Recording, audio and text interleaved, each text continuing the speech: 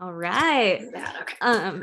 Great. So Laura, let's use this time. We kind of teed it up in our last little casual discussion. So for anyone that is just joining new, Laura and I have been friends. I'm Allison, have been friends for 25 years. We met in college. We went to the same sorority together, Alpha Sigma Alpha at Missouri State University.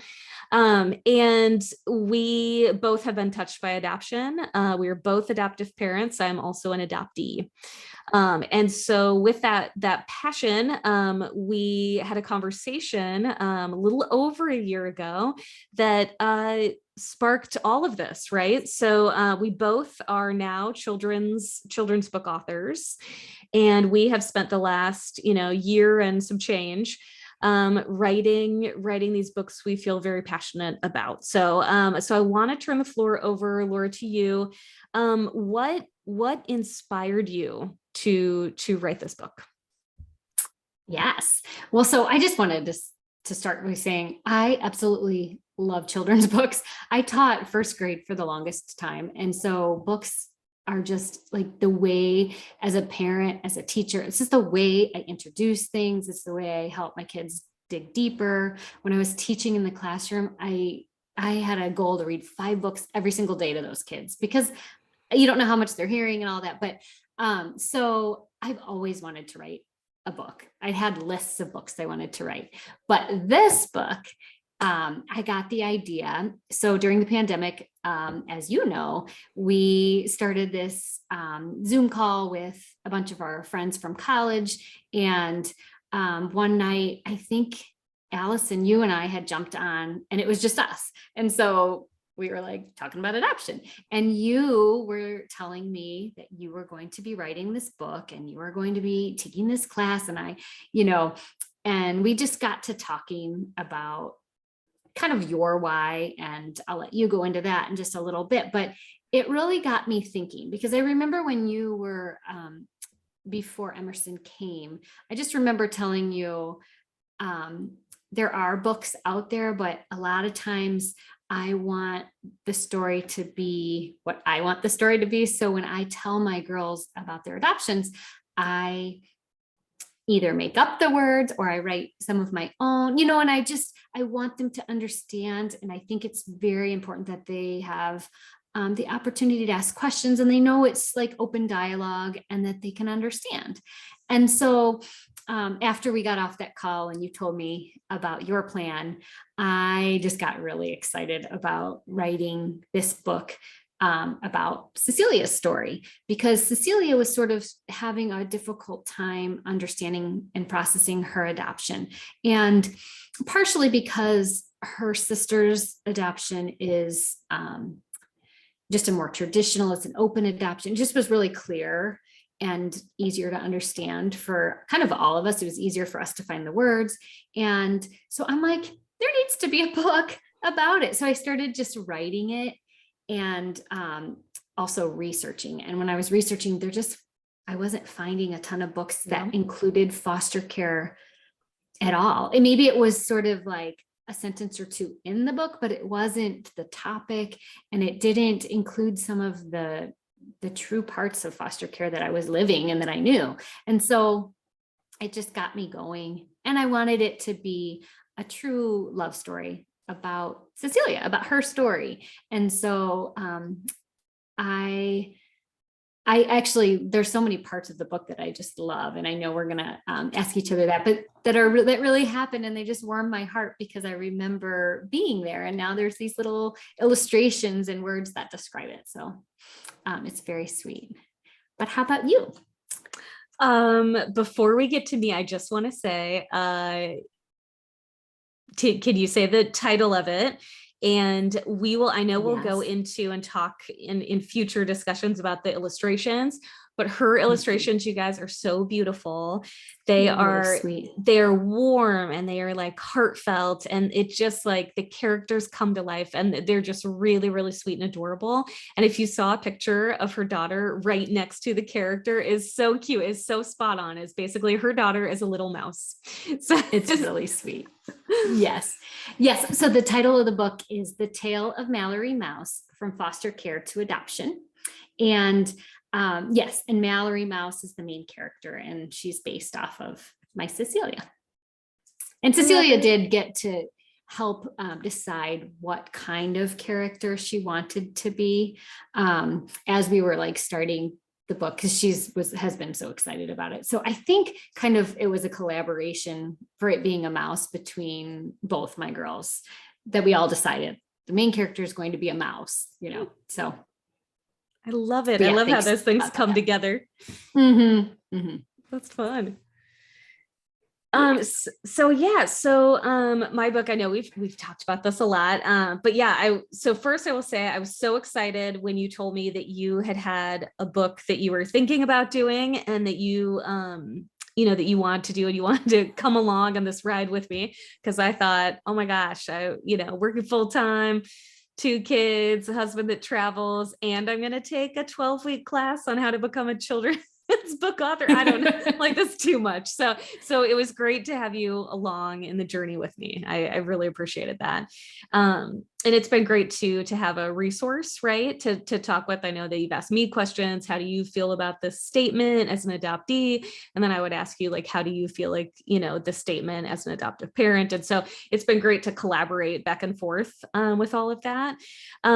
For my book, where the passion came about, I will start. I'm the opposite end as Laura. So Laura is teacher. She always had this passion. So I love children's books, and we read tons of them at our house. But I never set out to be a children's book author. The honesty, I just wanted to buy this book. And I was looking and it didn't exist. And so that was the piece for me of where I realized, I guess I need to write this book.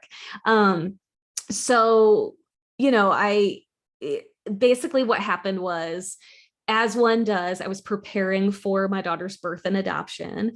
And so went out and got a crib. Our kids are too far apart. We actually couldn't use the old crib by the time, safety reasons and stuff. So, you go out, you get a crib, you look at all the like highly recommended, most popular adoption books for children, bought all of them. And I felt like none of them highlighted this beautiful relationship with the birth mom that I wanted. And so many of them didn't even illustrate her. So she's not even in the story, let alone a main character. And I would argue she's one of the biggest characters outside of the adoptee, right? In one of these books. And so that was the piece that I wanted. And I also wanted, after reading these other books, I felt like, there has been this adoption narrative that's just been around too long, right? Too many decades, that the lucky child, I still get it. And I correct people all the time, but I'm an adoptee, been correcting people my whole life. So, people will say, oh, she's so lucky to have you. And I turn it right around. Oh no, we're so lucky to have her. And so that's why I'm literally on a mission to change the adoption narrative from the lucky child to the loved child, because, changing the perspective. So, moving from only being one point of the adoption triad to being 2, I could see so much love for our daughter, or like the young adoptee. And it just wasn't reflected in the books. And even going back to the birth mom, if she was mentioned in the book, usually it was trying to describe struggles and the tough decision that she had, instead of the love that she had for a child. And, it is tough to explain to a child very, very adult struggles. Even a simplistic one of 2 different people can both have jobs, and one, that job can cover the cost of rent. The other one, it might not. And all of these are too big of concepts for a 3-year-old that you're trying to just kind of explain what adoption is. And so those were the elements, like I just wanted to bring in the love that I saw. So, it starts the book off, it is showing how wanted and loved this child was from the adoptive parent standpoint, as they wished and yearned and wanted for this child, right? And then it switches over and it shows the birth mom, and it always shows her lovingly touching her belly. It even has the phrase, "She loved you even when you were tiny in her belly." And that's not a phrase that is said, right, to adoptees. And I just wanted that to be present in there. And that was definitely our situation. I'm not saying that it applies to all situations. And if it doesn't, as Laura said, there are definitely other books that you should focus on. Or if you have this book, change the words as you're reading it. I'm a big proponent of truth when it comes to adoptees. But if a birth mom is thinking about adoption and loves this baby and goes through all of the work it takes, because they have to contact the adoption agency multiple times and really work with them to come up with a birth plan. This is not stuff where it's like split second decision. This is a big deal, and there's a lot involved. And even in the book, it shows, this big stack of papers, all of these profiles, as we talked about in our last discussion.